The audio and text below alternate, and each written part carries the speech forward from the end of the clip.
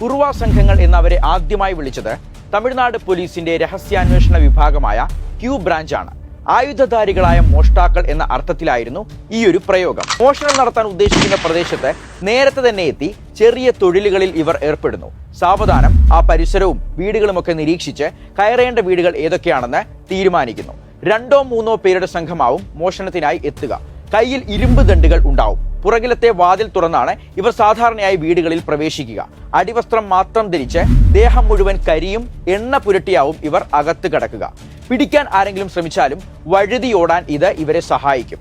മോഷണം നടത്താൻ ഉദ്ദേശിക്കുന്ന വീടിന് സമീപം ശ്രദ്ധ തിരിക്കാനായി മറ്റെന്തെങ്കിലുമൊക്കെ ചെറിയ സംഭവങ്ങൾ സൃഷ്ടിക്കുക എന്നുള്ളതും ഇവരുടെ പതിവാണ്.